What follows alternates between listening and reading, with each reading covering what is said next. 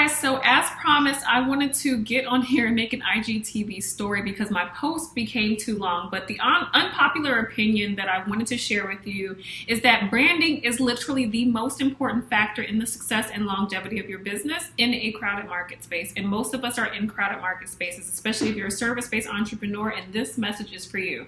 That's your copywriter, you're a graphic designer, you're a photographer, you are an OBM, you're a virtual assistant. Like, all of us doing this done for you work, and even down to the people who are actually coaches. Like, this message is for you because right now I feel like a lot of us are in the same space, or have been. I have been in this space, and I finally moved out of it because of the 3-part framework that I'm going to tell you about. But right now, you're probably undercharging for your services because you're not attracting the right audience who, with the branding that you have and your current marketing techniques. You probably are overworking because you're taking on a lot of clients to make up for the amount of money that you need to bring in the month to cover your bills, to help your family out, to quit your full-time job. So you're taking on all these clients and overworking yourself so that you can make up those funds, when really all you need to do is niche down and charge your worth. So I want to talk to you about why branding is the thing that you need to focus on. Before I get into the 3-part framework, I need you to understand the importance of branding. The Business Dictionary defines branding as unique design, sign, symbol, words, or even a combination of these employed in creating an image that identifies a product and differentiates it from its competitors. Over time, this image becomes associated with a level of credibility, quality, and satisfaction in the consumer's mind. That means that brands help basically any consumer who's trying to buy something from you in a crowded and complex marketplace. It helps you stand out for the benefits and the value that you have. I don't have corona. Don't look at me like that. I know you're looking at the screen like, ew. I'm always so afraid to cough. So when you hear that definition, I need you to understand that typically service-based entrepreneurs undercharge in the beginning. It's very common.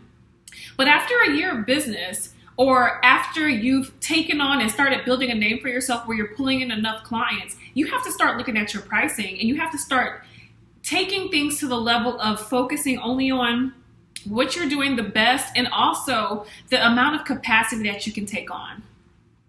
So I have a 3-step framework, my proprietary framework that I have used to grow my service business and actually charge what I want to charge for the services that I'm offering.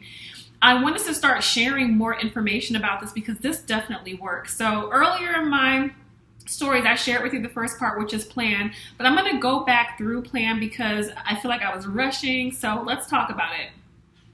So in the plan step, what you need to focus on is niching down your services and your target audience, having just one type of customer in mind so that you can start to shift and make your brand identity look for in a way that will attract those people and that person. And you also want to make sure that your messaging all goes into attracting that very specific person, doing that very specific service that you offer. I know that you probably have a lot of services that you can offer, but what is going to be your signature offer, your one offer that stands out in the sea of other offers that you can be doing, the one that you would do the best, that would get you your most bang for your buck and would create the biggest impact for your target audience. Figure out what that is, and then once you have figured out what that one thing is that you want to do, be able to articulate what your unique value proposition is for that particular offer. You need to know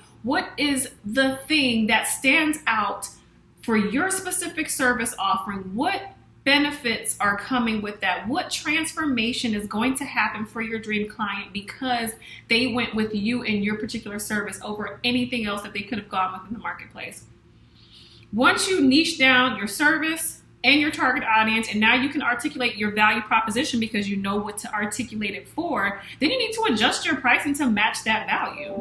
And then once you've done all of that, then that's when it's time for you to come up and plan your marketing strategy so that you can get your messaging and your brand and your business and that unique offer that you're giving in front of that target audience that you finally niche down.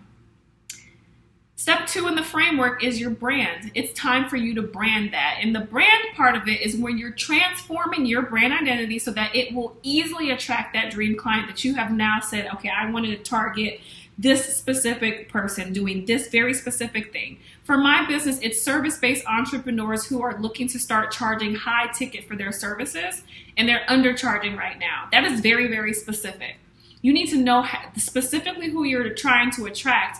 And anyone who it falls into that category, you need to know how your brand needs to look and sound to attract that particular person. And the value that you're bringing in that price point, your brand needs to look like it's worth that price point.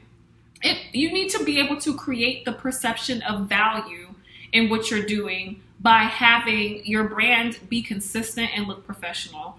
And then the last step is to launch. And now you're like, okay, launch, but I already came up with the plan. What am I doing in this launch part of this framework?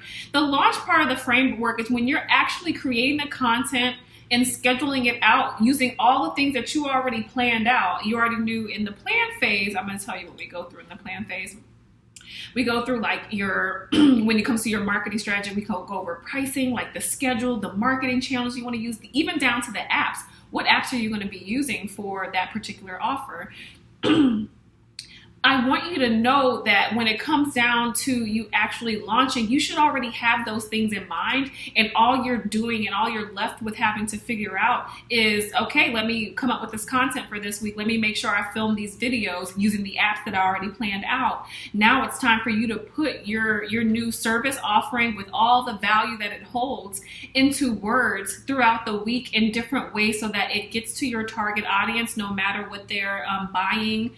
Their whatever buying personality that they have, whatever learning style that they have, you'll be able to communicate that in your messaging, but at least you'll have that plan in place. Your brand will be on point, and the last step is really just you putting it out there. So the 3-part framework that I take all of my coaching clients through is plan, brand, launch. You plan out exactly what you're going to do, how you're going to do it, and who you're going to be talking to. And then in the brand part, you make sure that your brand actually finally looks upscale, like it's worth some money. Have the voice ready to go so that people know that you're talking directly to them. I speak the language of my early stage entrepreneurs because I've been that person, and all of my messaging is tying back to specifically only talking to you guys. That's why you're here right now, because you're like, she's talking to me. So I want you to know that all of that was a part of my plan. My brand reflects the fact that what I'm charging is going to cost some money. It's an investment, and there's a lot of value behind it, and it looks like there is value. It's very consistent. You will never be confused who's talking to you. You're going to always be like, oh, that's Letitia's colors. Those are those same fonts I keep seeing. That's Letitia and her business. And then the launch, I'm constantly launching. I'm constantly putting out content, but my content is already pre-planned out. I know exactly what subject I'm talking about this week. I knew I was going to be talking about coaching all this week, and it's because I want to help you. I know that if you follow this framework as a guide, you will easily be able to increase your sales prices for your service-based business and actually have leads willing to pay those prices. And that's what you need right now. You need to stop overworking. I was just doing that. I was so tired. I still stay up late because I really enjoy it. And entrepreneurship sometimes takes a lot of work overnight if you have kids like I do. But I also was working a full-time job, and all of this work that I put into my brand, into my plan, into launching all of the new services and the niche down things that I decided to do for my business, all of that worked in my favor so that I was able to quit my full-time job, and I want to help you get to that place. The link is in my bio for you to submit your application, but more importantly, it's time for you to just book that decision-making call. Let's talk about whether or not we're a good fit for one another. Let's talk about your goals with pricing and where you're trying to take your business, because maybe it's not time. Maybe you're not ready to make that type of investment, but you won't know if you don't just talk to somebody about it. You won't know if this is the right thing for you if you don't just try to hop on a call. So let's talk it through. Again, the link is right here in my bio. Let's talk about whether or not it's time for you to start increasing your prices for your service-based business.